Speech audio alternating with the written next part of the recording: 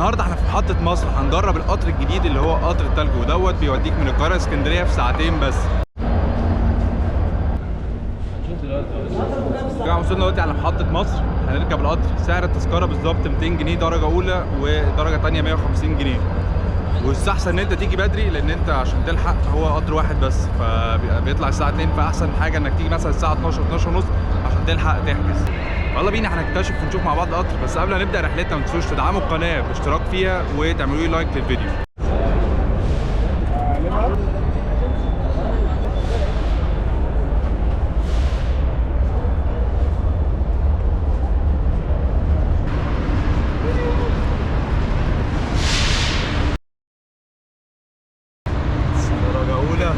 ازيك؟ تمام.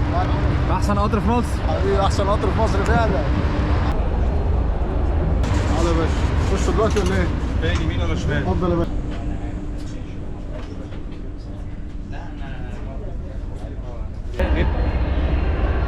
في مصر. في مصر.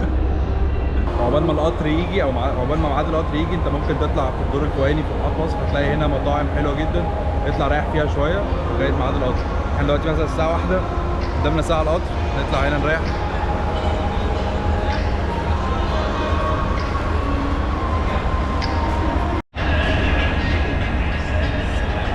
شكرا.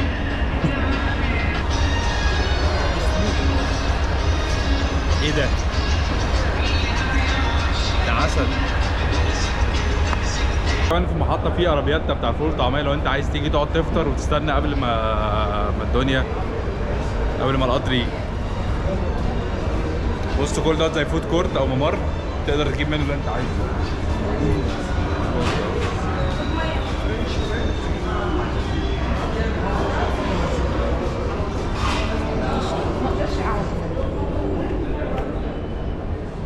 في فود كورت هنا في كل المطاعم تقريبا اللي انت ممكن تتخيلها.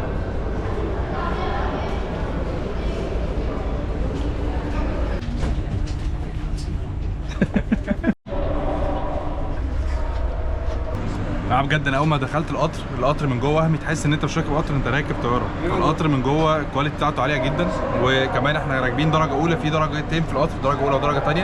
الاولى 200 جنيه والثانيه 150 جنيه، بس الفرق بينهم مش كبير. فرجكم على الاثنين حلال.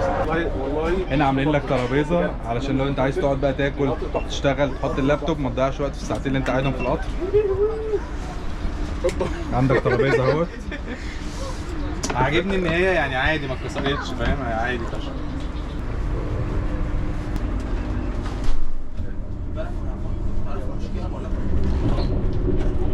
بص الحمام يعني قمه في النظافه. هو صغير شويه بس هو نضيف جدا، يعني بيهتموا جدا بنظافته. تقريبا انتوا بتحطوا كيس صح لما حد بيجي يقعد؟ بص هنا في اكياس، لو انت عايز تقعد على القعده بتحط كيس الاول عشان ما توسخش القعده. في هنا زر الكبس، وديت لو حد، دي بتاعت ايه؟ دي لو انت معاك بيبي او طفل تفتحها كده.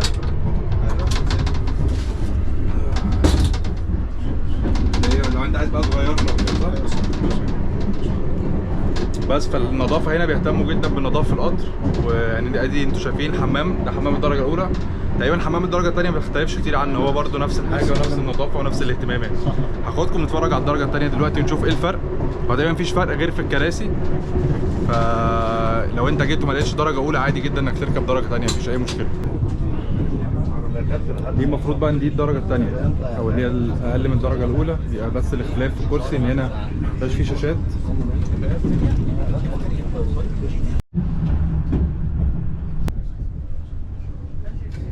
حاول اي حبيبي. بص بقى الحوار دوت مش موجود في اي قطر تاني في مصر غير في القطر ده. ان انت عندك الدراع دوت، بص زي الطياره كده، تنزله لتحت بس يا معلم. انت مش عايز حاجه تاني من الدنيا. يعني هنطلع احنا راجعين برضه بقى، اللي هو انت فاهم لما خلصت شطات معينه نلبس نفس اللبس.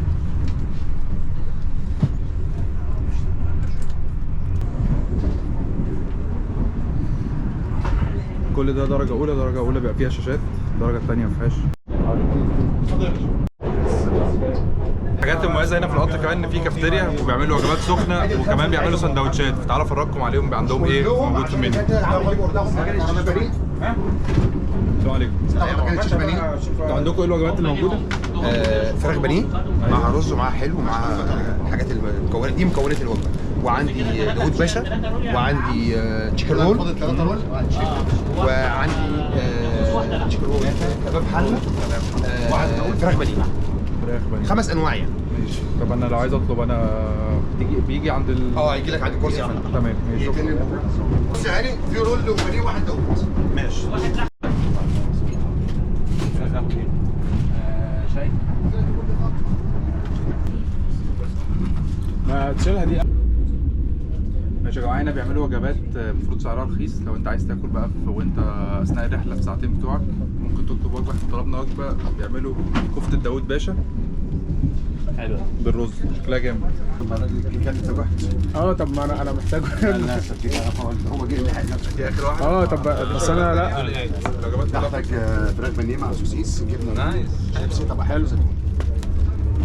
من الوجبات احنا طلبنا واحده كفته داوود باشا كفته ورز وبيجيب لك معاها كمان حته بسبوسه مخلل كولا ميه وعيش. كل دوت ب 100 وسعرها 120 جنيه بس. سعرها يعتبر رخيص يعني.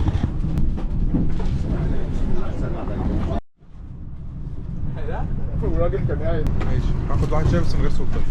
نفس السعر. حط الوقت هنا وصور. في اخضر يعني. بقول لك عايز احطها ما انت عايز على طول. هو مفيش غير خلاص لو مفيش غير شاي ممكن اشرب شاي. بصوا ده لو انت عايز مثلا رايح مسافر بالليل بس هو مفيش بالليل اصلا في القطر يعني. بس عامة يعني لو انت مسافر بالليل الساعة 5. في بالليل من اسكندرية لو انت راجع من اسكندرية. بص عيش هوب جامد. يعني لو انت بتقرا كتاب ولا حاجة تقعد تقرا بقى.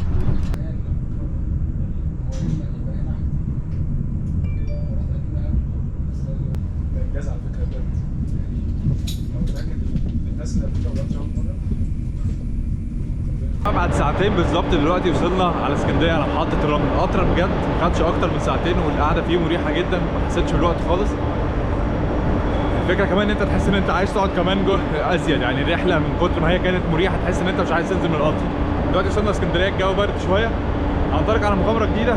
اشوفكم في مغامره جديده. قاعدين لسه يومين 3 في اسكندريه. ما تنسوش تعملوا سبسكرايب للقناه وتدعموني بلايك للفيديو. تعرفين في الكومنتات كمان ايه رايكم في القطر وجربتوه ولا لسه. اليومين الجايين هنطلق ونكتشف مع بعض اسكندريه. في استنوا فلوجات كتير في اسكندريه. اشوفكم الفيديو الجاي. حلوه محطه الرمل.